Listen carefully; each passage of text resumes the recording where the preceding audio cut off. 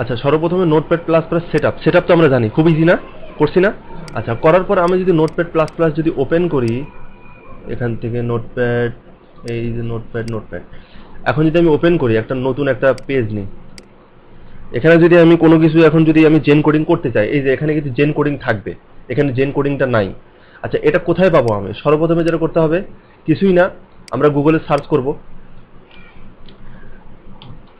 Gen coding, GEN মনে হয়, আচ্ছা দেখি আসবে নি, সমস্যা নেই। গুগলে সার্চ করব, এই যে চলে আসে গুগলের একটা জেন কোডিং এরই সার্ভিস।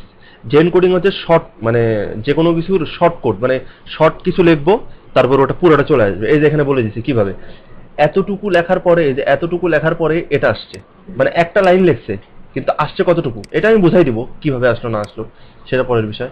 কিন্তু আগে আমাদের জেন কোডিংটা ডাউনলোড করা লাগবে। সেটা কিভাবে? এই যে এখানে ডাউনলোডে ক্লিক, নোটপ্যাড প্লাস প্লাসের জন্য এখানে আছে, এখানে নোটপ্যাড প্লাস প্লাসের জন্য এই যে এইটা, এটা ডাউনলোড করবো আমরা। এখানে ক্লিক করলে ডাউনলোড হবে, অলরেডি ডাউনলোড করা আছে। ডাউনলোড করবো, এখানে ক্লিক করলে আমি দেখাই ডাউনলোড হবে। এই যে ডাউনলোড, এইটা জিপ, এই যে এটা ডাউনলোড। আচ্ছা এটা হ্যাঁ এটা তোমাকে দিছি আমি। আচ্ছা এটা ডাউনলোড যেহেতু এভাবে, ডাউনলোডের সিস্টেমটা দেখলেন। আচ্ছা এক মিনিট, ডাউনলোডের সিস্টেমটা দেখলেন। এখন করবো কি, এটা সেটআপ দেওয়া। ডাউনলোডটা আমি করলাম না, এখন কিভাবে সেটআপ দিব? আরেকটা জিনিস আপনাদেরকে ডাউনলোড করতে হবে, সেটা পিডিএফ ফাইল। পিডিএফ ফাইলটাও আমি আপনাদেরকে দিয়ে দিব। আমাদের এখানে আছে, এই যে এখানে সফটওয়্যার জেন কোডিং, এই যে জেন কোডিং। আচ্ছা ঘটনা হচ্ছে এই যে এটা প্লাগইন, এটা একটা প্লাগইন, এটা একটা ডাউনলোড দিলাম। ডাউনলোড দেওয়ার পর এটাকে কিভাবে ইনস্টল করব, এখানে অবশ্য রিডমিতে দেওয়া আছে সবকিছু।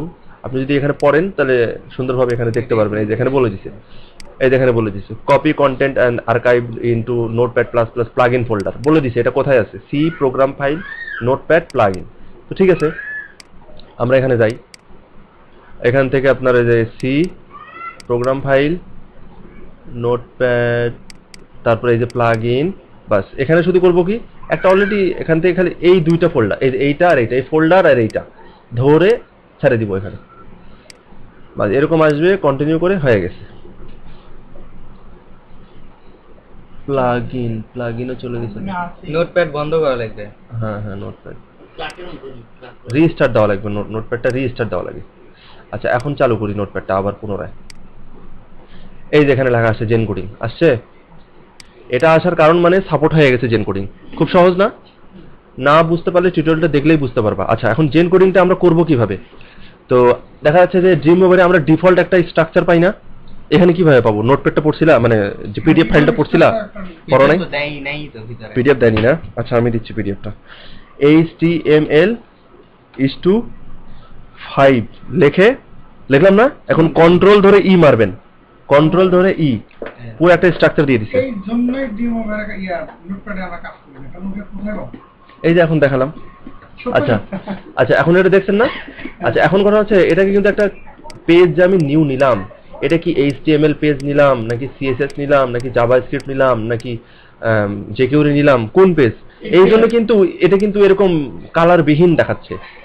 এটাকে ল্যাঙ্গুয়েজে ক্লিক করবেন, করার পরে যে এইচ আসেন, HTML, এই যে HTML, ঠিক আছে? এখানে সুন্দরভাবে ল্যাঙ্গুয়েজ দেওয়া আছে, ডিফাইন করা আছে। আরেকটা জিনিস, নতুন যখন নোটপ্যাড প্লাস প্লাস সেটআপ দিবেন তখন খেয়াল রাখবেন এই জিনিসটা, এটা যদি না থাকে না, হ্যাঁ এটা মানে হচ্ছে এটা যদি ক্লিক না দিই তাহলে এই লাইনটা যদি 1 কিলোমিটারও থাকে তাহলে 1 কিলোমিটার যাবে। বুঝতে পারছেন কি আমার কথাটা? মানে আমি বুঝাই দিই জিনিসটা।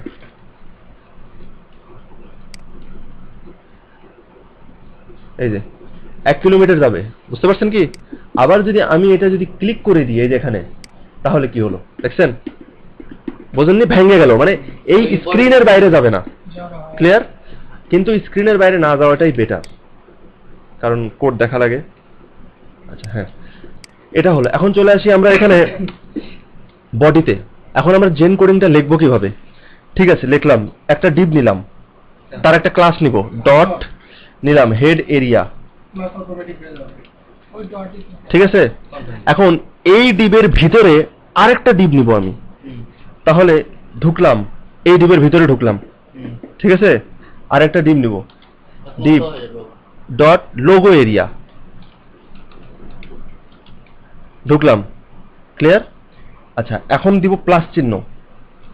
আচ্ছা আগে এটা দেখাই, এইটুকটা আপাতত বোঝেন, কন্ট্রোল ই দেই, দেখেন ক্লিয়ার, একটা ডিপ তার ভিতরে আরেকটা ডিপ, বুঝতে পারছেন? আচ্ছা এবার এটাকে আন্ডু করে দিই, ঠিক আছে? আচ্ছা এখন বা ধরেন এটা মেনু এরিয়া, ধরেন এটা মেনু এরিয়া। আচ্ছা মেনু এরিয়ার ভিতরে আমি ঢুকবো, ঢুকলাম, কি হবে? ইউএল, ঠিক আছে? এটার ভিতরে ইউএল এর একটা আইডি বা ক্লাস দিলাম, একটা ক্লাস দিলাম যে মেনু, ঠিক আছে? এটার ভিতরে ঢুকলাম, এখন দিব কি এলআই, কয়টা দিব? এলআই গুণ 5টা, ঠিক আছে? গুণ হয়নি, গুণ ওখান থেকে হবে। আচ্ছা আমি চট করে এখান থেকে দিয়ে দিই গুণ, আচ্ছা ঠিক আছে, আচ্ছা গুণটা আগে দিয়ে দিই, সমস্যা নেই, গুণ 5 আর এখানে আইটা দিয়ে দিই। আচ্ছা এটার ভিতরে এখন এলআই এর ভিতরে কি হয় বলেন তো? এ হয় না? মনে নাই আপনাদের? তাহলে ভিতরে ঢুকলাম, এ দিলাম, এখন কি করবো বলেন তো? কন্ট্রোল আসছে, এত বড় একটা স্ট্রাকচার করলাম, কয়টা লিখলাম আমি কোড? আচ্ছা ভিতরে ঢোকার ফাংশনটা কি মেইন জিনিসটা বুঝতে পারছেন? একটা ডিবের ভিতরে কিভাবে ঢুকবো জিনিসটা ভালো মতো বোঝেন, পাশে ট্রাই করলে একবার যদি প্র্যাকটিস করেন, আর আপনাকে ই দিয়ে দিচ্ছি যে আপনার পিডিএফটা যে আছে, পিডিএফ দেখেন তাহলে আরো ভালো বুঝতে পারবেন।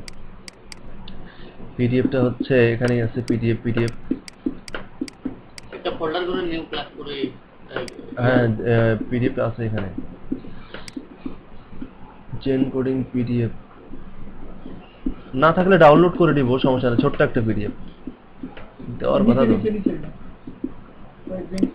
এই যে দেখা যাচ্ছে না, আমি দেখতেছি না, আপনারাও দেখেন, তাহলে তো হয় না। আচ্ছা দেখেন এখন এখানে শুধু ওই কোড না, আরো অনেক, আপনারা এখানে জুম করে দেখতে পারবেন, বুঝছেন? জুম করে এই যে দেখেন, এই যে দেখেন, HTML লেখার জন্য খালি HTML লিখবেন, HTML। XML যদি চান তাহলে HTML ক্লোন আপনার XML। যদি আপনি এরকম চান, আমাদের এত দরকার নাই, আমরা ভার্সন দেওয়া আছে এখানে, বুঝছেন? HTML4, HTML4S, HTML XT, XS, তারপরে যে HTML5। আমরা কিন্তু HTML5 নিয়ে সবচেয়ে লেটেস্ট যেটা, সেটা নিয়ে কাজ করতেছি। আমাদের অত এটা বোঝার দরকার নেই, মাথা খারাপ হবে, আপাতত আপনারা এটা বুঝলেই হবে, এটাই লেটেস্ট, আপাতত যেটা চলতেছে সেটা নিয়ে আমরা আলাপ করি। আচ্ছা হেড লেখার জন্য খালি হেড লিখবেন, এই দিবেন, চলে আসবে, টাইটেলও তাই।